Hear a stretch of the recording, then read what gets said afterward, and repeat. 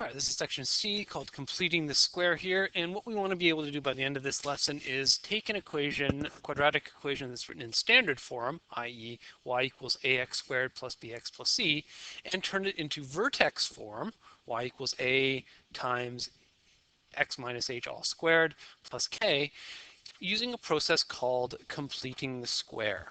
So back in section B, we looked at we sort of introduced this vertex form here. And we call this vertex form because if we were given a quadratic equation in this form, it's very easy for us to find the vertex. We know the vertex is just going to be made up of these two numbers right here, our h and our k value. And so just looking at this quadratic, we know the vertex is going to be 5, 7. So it can be very useful to have a quadratic equation in this form. So how do we get from a standard form quadratic into a vertex form quadratic? Well, the easiest ones to do are perfect square trinomials. So here we've got a quadratic equation, y equals x squared plus 8x plus 16. And we could just take this and we could just factor it. Okay, we've been doing factoring of these kinds of trinomials. We know that this is going to factor to a is equal to 1, so we're just going to have x and x. And then we need two numbers that multiply to 16 and add to 8. Those numbers are going to be positive 4 and positive 4. So we can write this as x plus 4 all squared. So this is now in vertex form. Our value for a is 1. Our value for h is negative 4. Our value for k is 0 because we have no number added on the end. Okay. Now, there's kind of a trick to doing these perfect square trinomials, that if we want to figure out what number is going to appear here and here or here when we do our factoring, we just have to start by looking at this number right here. Okay? This number here, this positive 8, if we divide it by 2, we get the 4 that is going to show up in our factored form. And if we take that 4 and we square it, we get 16, which is this number that appears at the end of our perfect square trinomial. Okay, so let's see if this pattern holds true for our second perfect square trinomial here. We could sort of focus in on this middle term here. Okay, this coefficient on our x term is negative 6. We divide it by 2, we get negative 3. If we do negative 3 squared, we get the 9 that appears at the end. And if we go ahead and factor this trinomial, we're going to have an x and an x. We're going to need two numbers that multiply to negative 9 and add to negative 6. Sure enough, that's negative 3 and negative 3. So our vertex form is y equals x minus 3 all squared. So again, this negative 3 is also this number here. And if we wanted to, we could go ahead and figure out what our values of a, h, and k are. K is going to be 0. And of course, we could figure out our vertex here. Our vertex is going to be 3, 0. And over here, our vertex was negative 4, 0.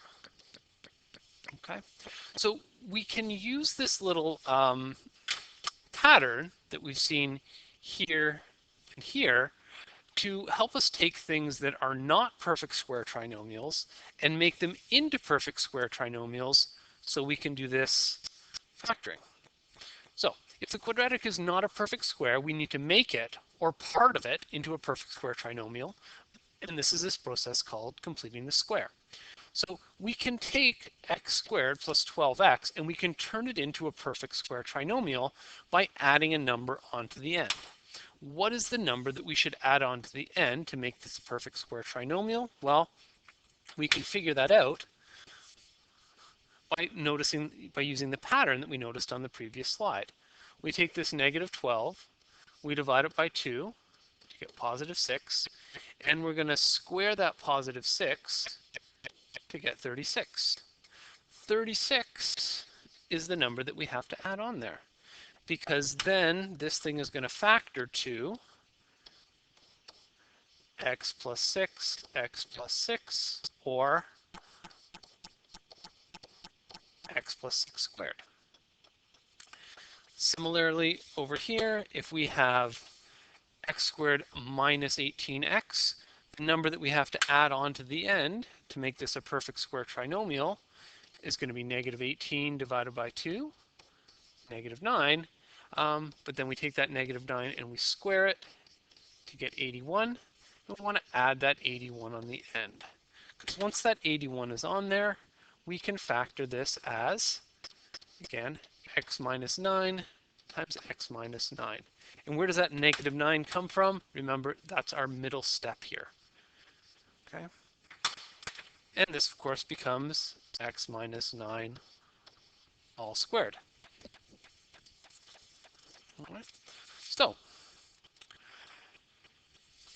that little trick will work, but if we have an equation, we can't just like add numbers onto the end of our equation because that changes what our equation is or what our function is. So when we're doing this with real functions, quadratic equations, when we need to add this number and then immediately subtract it off again so that we are not changing what the equation is. So if we look at our first one here, we got y equals x squared plus 10x. We know that the number that we want to add on is 10 divided by 2, 5. 5 squared is 25. So we want to add on 25 here. But so we don't change what this function is. We want to immediately do the opposite and subtract off that 25. These first three terms here are going to be our perfect square trinomial. So we could factor those first three terms. I'll put these red brackets here. And by now we kind of know that what we're going to get in here is going to be x plus 5 squared. And this negative 25 just stays as a negative 25. And so this is in our vertex form. We've got a equals 1, h equals negative 5, k equals negative 25. Our vertex would be negative 5, negative 25. Okay, so we have to add that number in and then take it off and then factor those three terms. So if we look at our next one here, we've got x squared minus 16x. We need to add on a number to make this into a perfect square and then subtract it off. The number that we're going to add on, let's see, we take our negative 16, we divide it by 2 to get negative 8.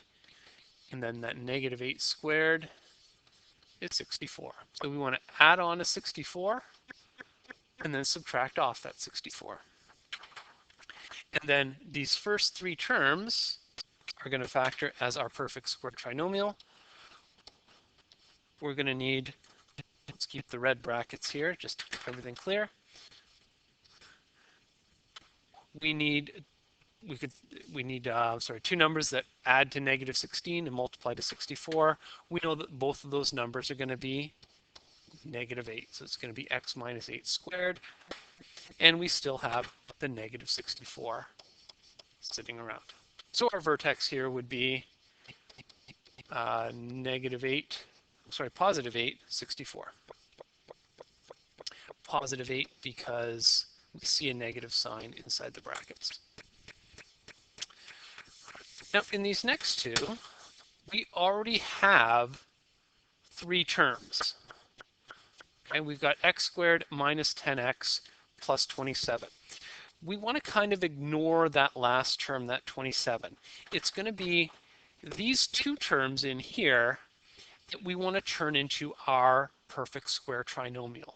We know how to get the number that we're going to add on and subtract off. We're going to do negative 10 divided by 2 is negative 5. And then negative 5 squared is 25. So we're going to rewrite this as x squared minus 10x. We have to add in the 25, and then we're going to subtract the 25. But we still need that 27, so we're just going to put the 27 plus 27 on the end. Just like above, it's these first three terms that I'm going to factor as our perfect square trinomial.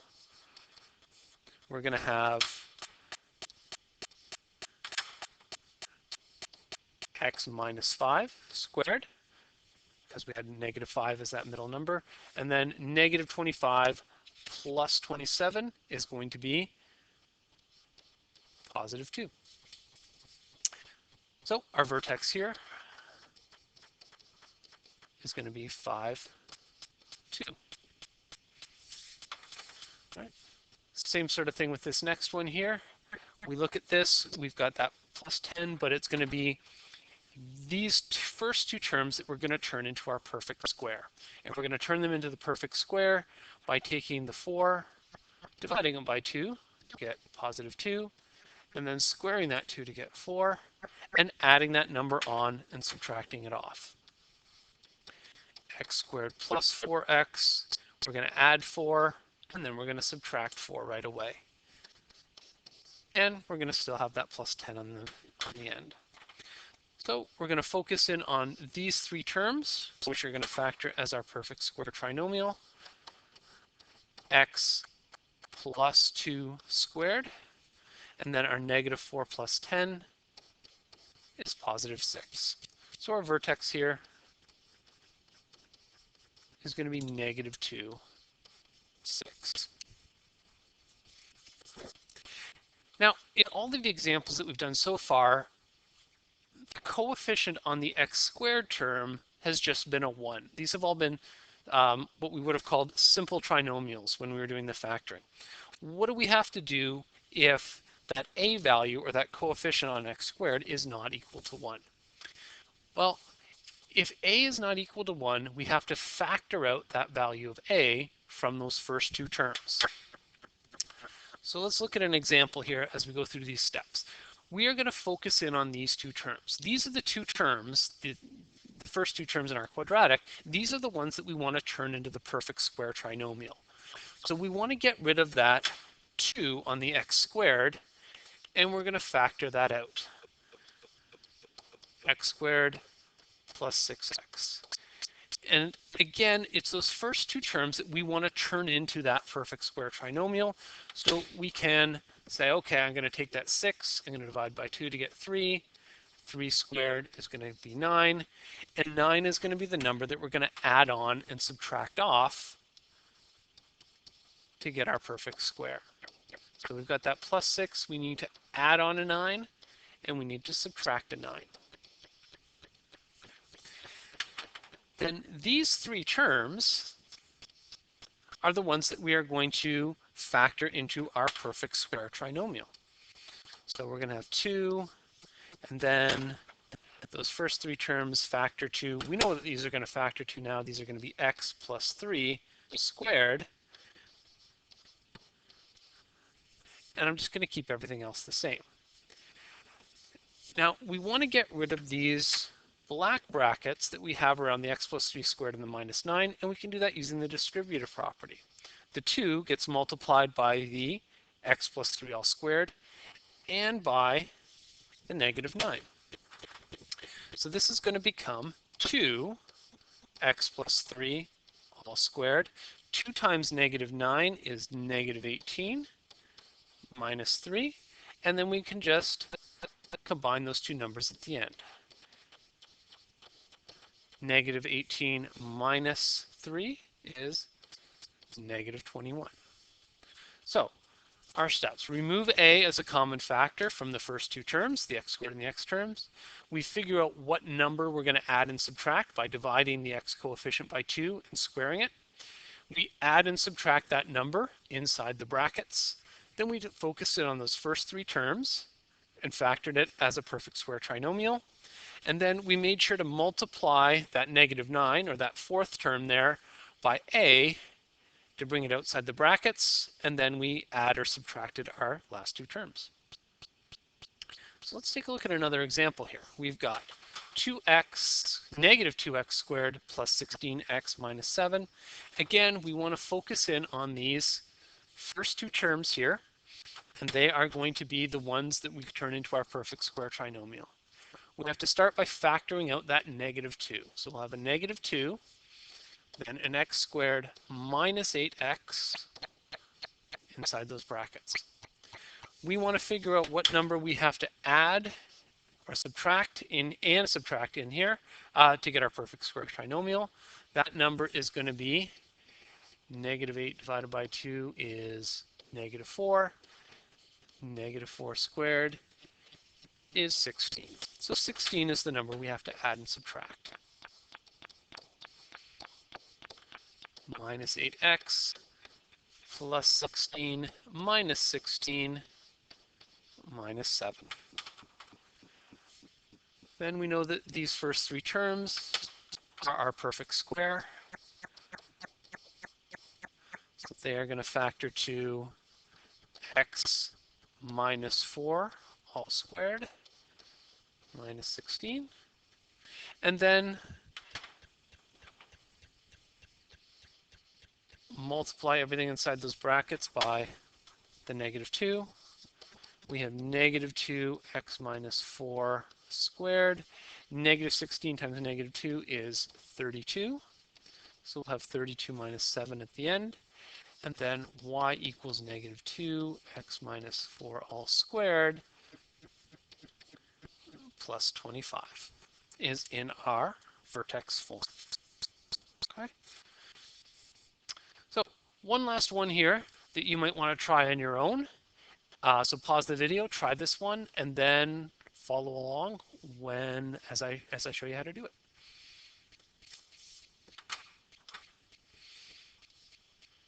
So we'll start by focusing in on these first two terms.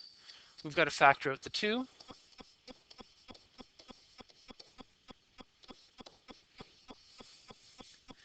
Then we know we want to figure out the term that we have to add and subtract. So negative 2 divided by 2 is just 1. 1 squared is just 1. So we're going to add 1 and we're going to subtract 1. Plus 1 minus 1 plus 5. And it's going to be these first three terms that turn into our perfect square. X plus 1 squared. We have to do our expanding here. We get 2x plus 1 squared. 2 times negative 1 is negative 2.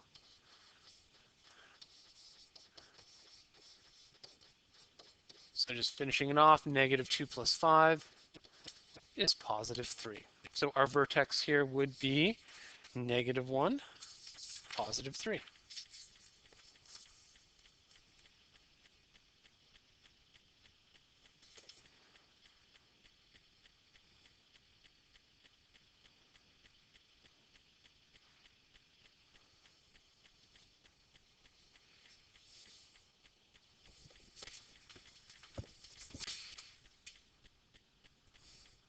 Finally, a last minute addition here. What if we wanted to actually do this, completing the square to do something here? So let's say they give us this equation, negative 2x squared plus 8x minus 5, and they ask us to sketch the graph of this by finding the vertex and the y-intercept.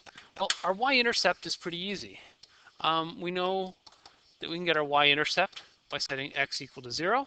So if we set x equals to 0 in our equation here, we get y equals negative 2 times 0 squared plus 8 times 0 minus 5.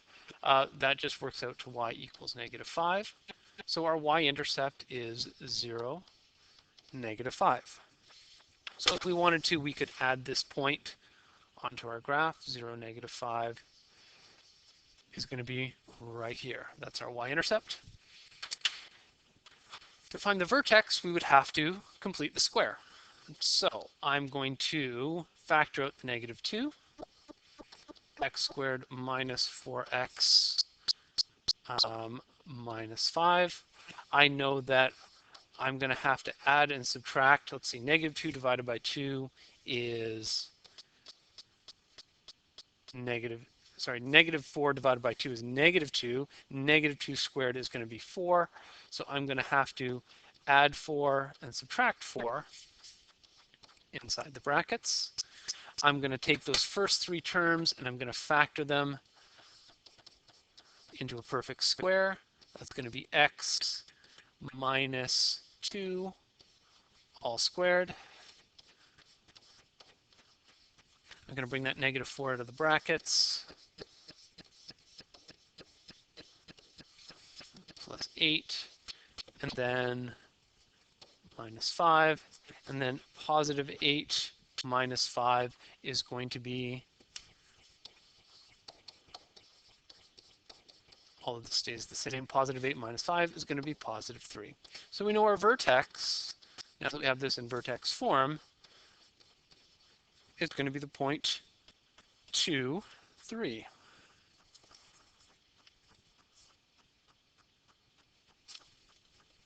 So let's add this point on here as our vertex. 2, 3 is the point right there. So we could label that vertex 2 as point 2, 3. And then we know that our axis of symmetry is going to run right through that vertex there. So we can easily pick out another point that is going to be symmetric to our y-intercept. That's this point over here.